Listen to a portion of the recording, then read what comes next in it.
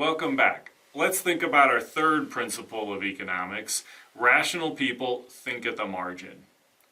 Yes, it's jargony.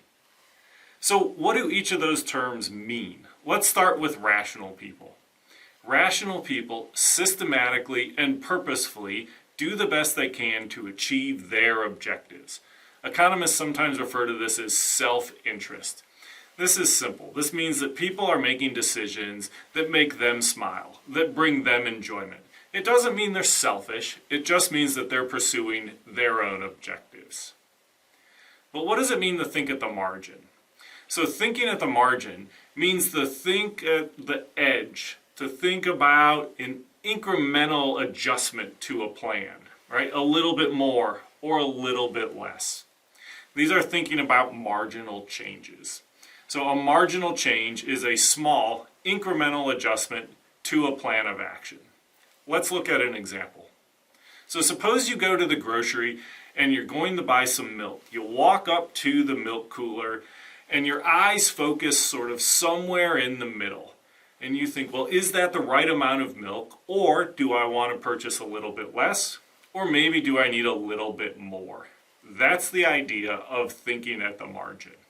So how do you decide a little bit less or a little bit more? You do it by deciding what's best for you. You're rational. Now, a secondary principle that follows from this is that rational people ignore sunk costs. So rational people, thinking at the margin, ignore sunk costs because those costs have already been incurred in the past. Can't change them. They happened in the past, so we don't factor them in to our marginal decision looking forward. So these decisions are made looking forward, and we can't change the past. Think about if you come to a fork in the road and you've got to decide, do you want to go left or do you want to go right? It doesn't matter what way you went at a fork 5 turns back. You're making the best decision you can at the fork that you're at now. That's the idea of thinking at the margin and ignoring those sunk costs. Here's another example. Suppose that you buy a ticket to a concert, and the band's okay, but you're really excited about enjoying an idyllic venue and hanging out with friends on what will hopefully be a nice day. But the day of the concert rolls around, and it's going to be overcast. And then the forecast gets worse and they say it's going to rain. If you're groaning already, you're probably already thinking at the margin. So the ticket price in this example is a sunk cost. It's gone, you can't get it back. So you ignore it as you think about, do I still want to go to this concert or not?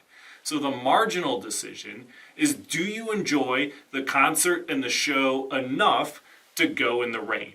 The marginal benefit is still your enjoyment of the concert, and the cost is the discomfort of being wet. So principle number 3 is that rational people think at the margin. Rational people decide a little bit more or a little less to make their own lives better off. And rational people ignore sunk costs. They compare the cost and the benefit of the decision in front of them. Thank you, and we'll see you next time.